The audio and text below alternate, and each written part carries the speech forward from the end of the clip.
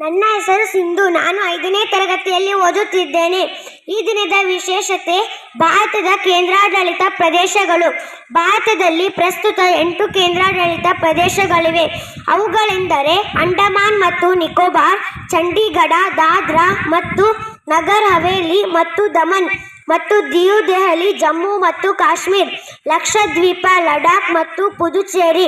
ಇವುಗಳು ಕೇಂದ್ರ ಸರ್ಕಾರದ ನೇರ ನಿಯಂತ್ರಣದಲ್ಲಿರುತ್ತವೆ ಮತ್ತು ಪ್ರತಿಯೊಂದಕ್ಕೂ ತನ್ನದೇ ಆದ ರಾಜಧಾನಿ ಮತ್ತು ಆಡಳಿತ ವ್ಯವಸ್ಥೆಗಳಿವೆ. ಕೆಲವಕ್ಕೆ ಶಾಸನಗಳೂ ಇವೆ. ಭಾರತದ ಕೇಂದ್ರಾಡಳಿತ ಪ್ರದೇಶಗಳು ಮತ್ತು ಅವುಗಳ ರಾಜಧಾನಿಗಳು: ಅಂಡಮಾನ್ ಮತ್ತು ನಿಕೋಬಾರ್ ದ್ವೀಪಗಳು, ಪೋರ್ಟ್ ಬ್ಲೇರ್, ಚಂಡೀಗಢ, ದಾದ್ರಾ ಮತ್ತು ನಗರ್ ಹವೇಲಿ ಮತ್ತು ದಮನ್ ಮತ್ತು ದಿಯು.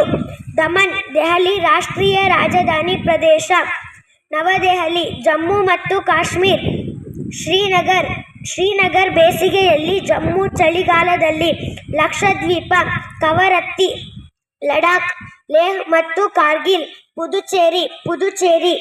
ಧನ್ಯವಾದಗಳು.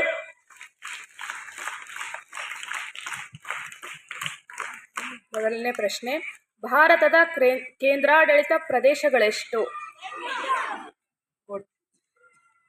ಅವು ಯಾವುವು?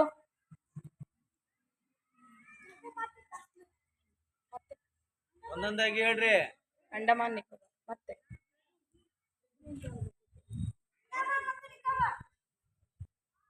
ಮತ್ತೆ ಚಂಡೀಗಢ, ಲಡಾಖ್,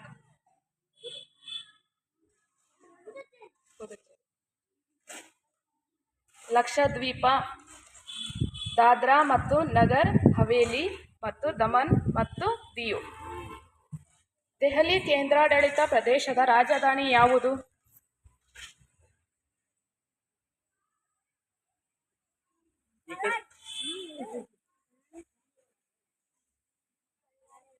ನವದೆಹಲಿ. Thank you.